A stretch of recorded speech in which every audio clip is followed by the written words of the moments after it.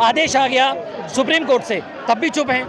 आज SC ST के आरक्षण में जो कोटे में कोटा जो वर्गीकरण कर रहे हैं उस पर वो चुप हैं, तो बड़ी बेशर्मी है उनकी। मेरा इसी पे एक सवाल है सुप्रीम कोर्ट को लेकर के कि जिस व्यक्ति ने ये याचिका दायर की थी OP शुक्ला, जो OP शुक्ला जी हैं वो एक वाल्मीकि समाज से आते हैं और उनका ये कहना है कि जाटव समाज जो है हमारा बड़ा भाई है, उसने कभी भी हमारे को नहीं देखा, ना ही हमको ऊपर लेके आया।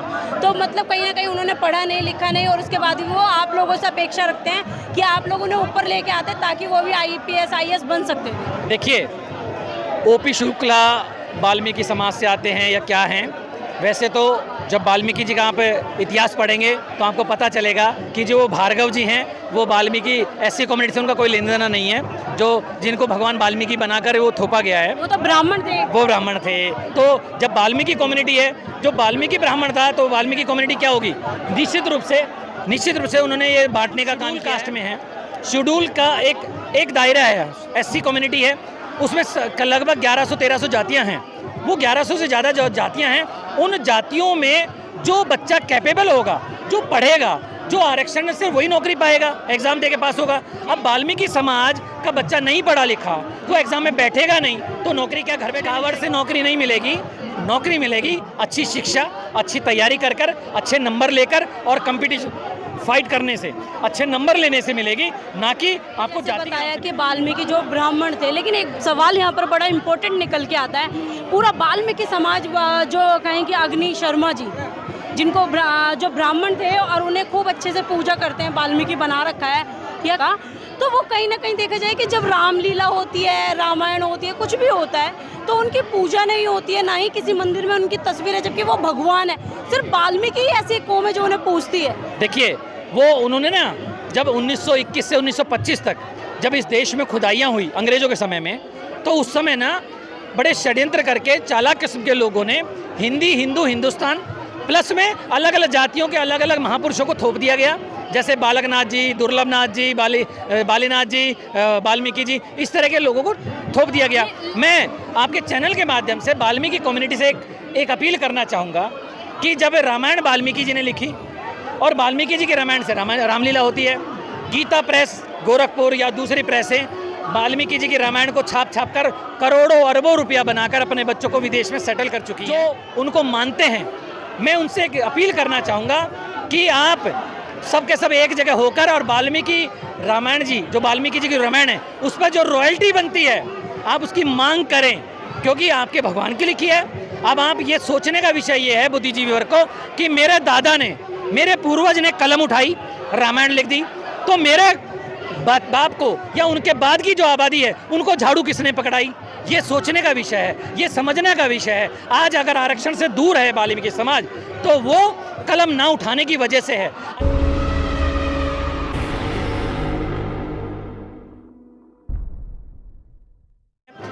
आज वो बड़ी बड़ी बाबा साहब की फोटो लेके जो घूम रहे थे, आज वो कहाँ हैं? इटली में छुट्टी मना रहे हैं, या डिम्पल भाभी के साथ कहीं छुट्टियां में हैं, या वाड्रा जी के साथ में कहीं और विदेश की यात्रा पे हैं। वो आका कहाँ गए जो हमारा वोट लेना जानते हैं, लेकिन बाबा साहब की जब बात आए तो छुप जाते हैं। दूसरी बात है, आदेश आ गया सुप्रीम कोर्ट से, तब भी चुप हैं। आज SC ST के आरक्षण में जो कोटे में कोटा जो वर्गीकरण कर रहे हैं उस पर वो चुप हैं, तो बड़ी बेशर्मी है उनकी। मेरा इसी पे एक सवाल है सुप्रीम कोर्ट को लेकर के कि जिस व्यक्ति ने ये याचिका दायर की थी OP शुक्ला, जो OP शुक्ला जी हैं वो एक वाल्मीकि समाज से आते हैं और उनका ये कहना है कि जाटव समाज जो है हमारा बड़ा भाई है, उसने कभी भी हमारे को नहीं देखा, ना ही हमको ऊपर लेके आया। तो मतलब कहीं ना कहीं उन्होंने पढ़ा नहीं लिखा नहीं और उसके बाद भी वो आप लोगों से अपेक्षा रखते हैं कि आप लोग उन्हें ऊपर लेके आते ताकि वो भी IPS IAS बन सकते हैं। देखिए, OP शुक्ला वाल्मीकि समाज से आते हैं या क्या हैं, वैसे तो जब वाल्मीकि जी का आप इतिहास पढ़ेंगे तो आपको पता चलेगा कि जो भार्गव जी हैं वो वाल्मीकि SC कम्युनिटी से उनका कोई लेना देना नहीं है, जो जिनको भगवान वाल्मीकि बनाकर वो थोपा गया है। वो तो ब्राह्मण थे। वो ब्राह्मण थे। तो जब वाल्मीकि कम्युनिटी है, जो वाल्मीकि ब्राह्मण था, तो वाल्मीकि कम्युनिटी क्या होगी? निश्चित रूप से उन्होंने ये बांटने का काम किया है और एक खाई की है। अब मैं बताऊंगा आप उनकी बात पर। देखिए, हम शेड्यूल कास्ट में हैं, शेड्यूल का एक दायरा है, SC कम्युनिटी है, उसमें लगभग 1100-1300 जातियाँ हैं। वो 1100 से ज़्यादा जो जातियाँ हैं, उन जातियों में जो बच्चा कैपेबल होगा, जो पढ़ेगा, जो आरक्षण है सिर्फ वही नौकरी पाएगा, एग्जाम दे के पास होगा। अब वाल्मीकि समाज का बच्चा नहीं पढ़ा लिखा, वो एग्जाम में बैठेगा नहीं, तो नौकरी क्या घर बैठे मिल जाएगी? वो तो कावड़ लेने में ज्यादा मस्त है। तो यही समझाना था ओपी शुक्ला को या रमेश भंगी जी को या जो दूसरे जो लोग जो पैरवी कर रहे हैं, उनको ये समझाना चाहिए वाल्मीकि समाज को या एससी कम्युनिटी के उन लोगों को जो लगातार कावड़ हो रहे हैं। कावड़ से नौकरी नहीं मिलेगी, कावड़ से नौकरी नहीं मिलेगी। नौकरी मिलेगी अच्छी शिक्षा, अच्छी तैयारी कर कर, अच्छे नंबर लेकर और कंपटीशन फाइट करने से, अच्छे नंबर लेने से मिलेगी, ना कि आपको जाति के नाम से मिलेगी। अभी आपने जैसे बताया कि वाल्मीकि जो ब्राह्मण थे, लेकिन एक सवाल यहाँ पर बड़ा इम्पोर्टेंट निकल के आता है। पूरा वाल्मीकि समाज जो कहें कि अग्नि शर्मा जी, जिनको जो ब्राह्मण थे और उन्हें खूब, तो वो कहीं ना कहीं देखा जाए कि जब रामलीला होती है, रामायण होती है, कुछ भी होता है, तो उनकी पूजा नहीं होती है, ना ही किसी मंदिर में उनकी तस्वीर है, जबकि वो भगवान है। सिर्फ वाल्मीकि ही ऐसी कौम है जो उन्हें पूजती है। देखिए, वो उन्होंने ना जब 1921 से 1925 तक जब इस देश में खुदाइयाँ हुई अंग्रेज़ों के समय में, तो उस समय ना बड़े षड्यंत्र करके चालाक किस्म के लोगों ने हिंदी, हिंदू, हिंदुस्तान प्लस में अलग अलग जातियों के अलग अलग महापुरुषों को थोप दिया गया, जैसे बालकनाथ जी, दुर्लभनाथ जी, बालीनाथ जी, वाल्मीकि जी, इस तरह के लोगों को थोप दिया गया।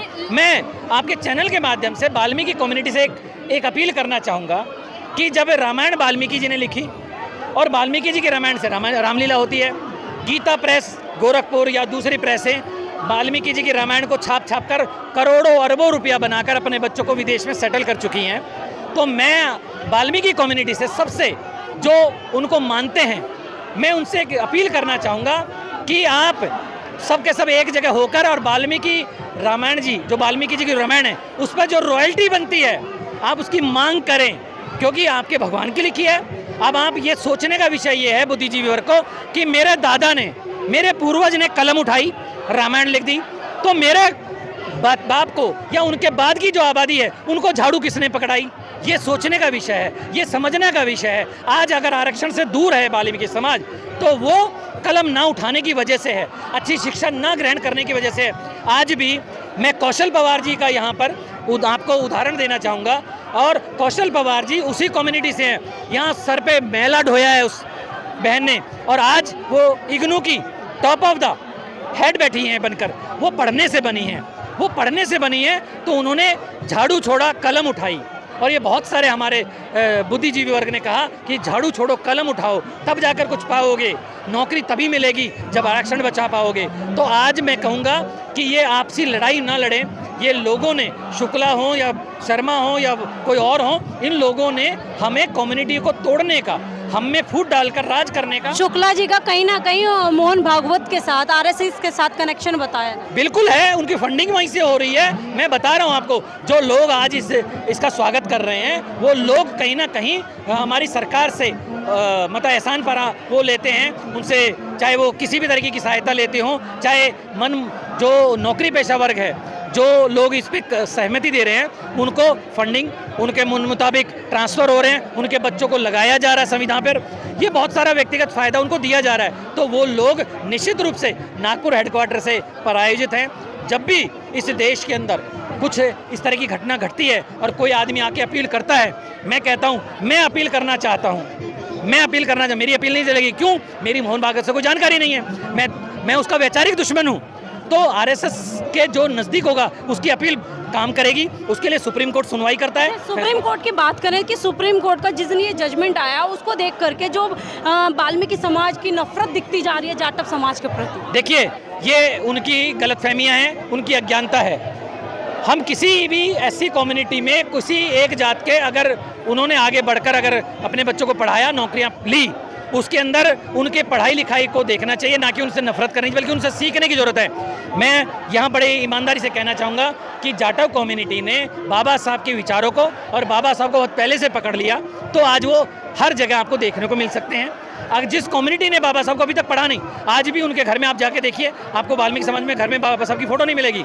जाटव समाज में एक घर में 5 फोटो मिल जाएंगी। आज उनके कई कम्युनिटी में जाओगे तो मूर्ति मिल जाएगी, क्योंकि वो कावड़ लाने से बजाय बाबा साहब के विचारों को पढ़ने और उन पर चलने के ज़्यादा काम करते हैं। आपने कावड़ की बात करी, तो कावड़ के लिए भी आज हम बात कर लेते हैं कि अभी फिलहाल ही में देखा गया है कि इस साल सबसे ज़्यादा बाबा साहब के नाम की कावड़ लाई गई है। देखिए, ये वो बहकाया गया। दूसरी बात है, ये फूड डालकर और ये बच्चों को दूसरी दिशा में ले गए हैं। हम लोगों को कहते हैं कि कावड़ मत ढो, कावड़ ढोने के बजाय आप कावड़ ढोने की बजाय दूसरी चीज़ें जो उच्च शिक्षा है उसका रास्ता अपनाइए, बिजनेस का रास्ता अपनाइए, आपका भला होगा। लेकिन षड्यंत्र के माध्यम से कुछ हमारे जो गुलाम नेता हैं, जो पार्टियों के गुलाम नेता हैं, आरएसएस से प्रायोजित जो लोग हैं, वो लोग बच्चों को उकसाते हैं, अरे तुम कावड़ लाओ ना, बाबा साहब के नाम से ले आओ, तो वो लोग फोटो ला के लगा के ला रहे हैं। ये बड़ा दुर्भाग्यपूर्ण है और गलत तरीका है। अब मैं कहूँगा आपके कावड़ के माध्यम से कि अभी 2 तारीख को जल चढ़ाया गया है, लगभग 8 करोड़ लोग 15 दिन में हरिद्वार देखे गए हैं। कितने? 8 करोड़ लोग। मैं अपने आपके चैनल के माध्यम से बड़ा रिक्वेस्ट कर रहा हूं उन लोगों से जो कावड़ बड़े धूमधाम से, बड़े नशे से झूमते हुए ला रहे थे।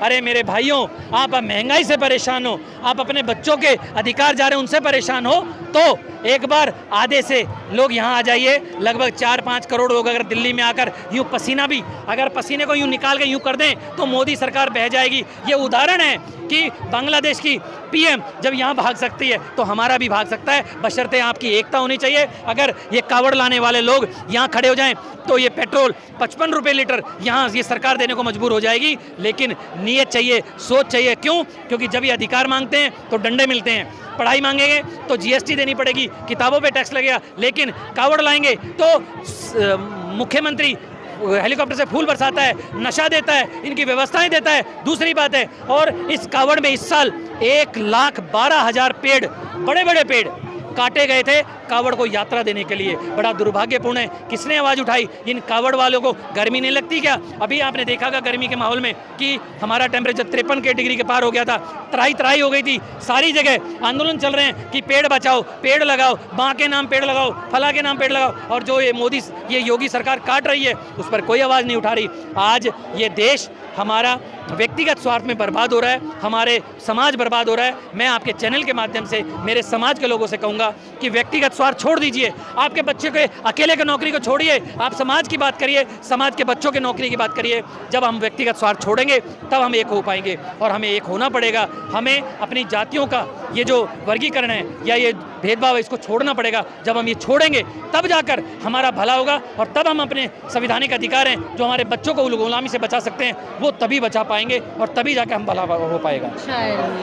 ये हमारे साथ श्याम भंडारी जी थे जिनसे हमने तमाम बातों को लेकर, बाबा साहब की प्रतिमा को लेकर और सुप्रीम कोर्ट का जो फैसला 1 तारीख को आया उसको लेकर के हमने बात करी। उन्होंने भी बताया कि वाल्मीकि समाज और जो जाटव समाज है कहीं भी अलग अलग नहीं है, पूरी कम्युनिटी एक कम्युनिटी है, बस टुकड़ों में बांट दिया गया है। उस चीज़ को हमें समझना होगा। चलिए चलते चलते एक बात और कहूँगी आखिरी में कि इस पूरी वीडियो के बारे में, आपकी पूरी वीडियो जो आपने देखी है इसके बारे में आपकी क्या प्रतिक्रिया है, हमें कमेंट बॉक्स में ज़रूर बताएं। धन्यवाद।